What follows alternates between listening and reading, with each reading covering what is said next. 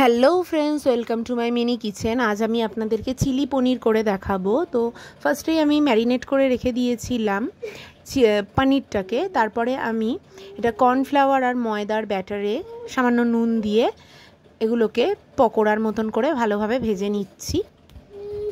তো আমি এখানে ধনে পাতা, পুদিনা পাতা, সামান্য পেঁয়াজ, রসুন, কাঁচা লঙ্কা, নুন এই সমস্ত দিয়ে কিন্তু ম্যারিনেট করে রেখে দিয়েছিলাম পনিরটাকে।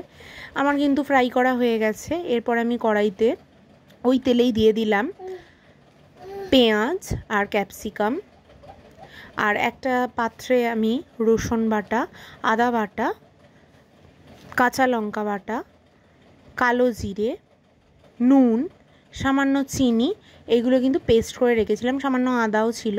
তো ভালোভাবে আমি আগে এগুলোটাকে টস করে নেব, পেঁয়াজ আর ক্যাপসিকামটাকে। তারপরে কিন্তু ওই পেস্টটা আমি এখানে অ্যাড করে দেবো।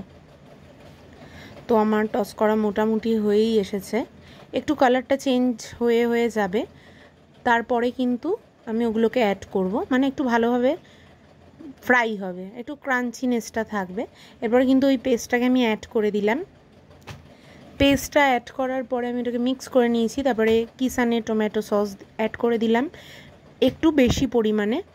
তার সাথে আমি দিয়ে দেবো ডার্ক সয়া সস, এখানে দিয়ে নিলাম ভিনিগার। এবার সয়া সসটা আমি দিয়ে নিচ্ছি।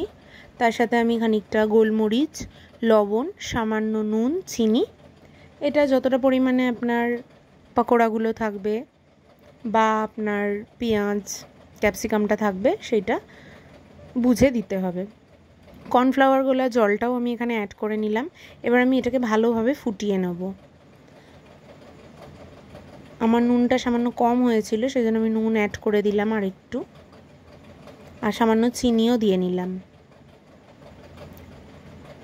ভালোভাবে ফুটে এলে গ্রেভিটা, তারপরেই কিন্তু আমি এখানে দিয়ে নিয়েছিলাম ভাজা মশলা, যেটা আমি সব রান্নাতেই ইউজ করে থাকি।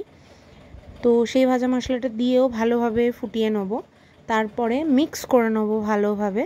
তারপরে কিন্তু আমি একটা একটা করে ওই পকোড়াগুলোকে ছেড়ে দেবো, পনিরের যে পকোড়াগুলো দিয়ে ভালোভাবে ফুটিয়ে নিলেই কিন্তু আমাদের চিলি পনির রেসিপি একদম রেডি। এটা রুটি পরোটার সাথে দারুণ লাগে, বাড়িতে অতি অবশ্যই ট্রাই করবেন। Thanks for watching.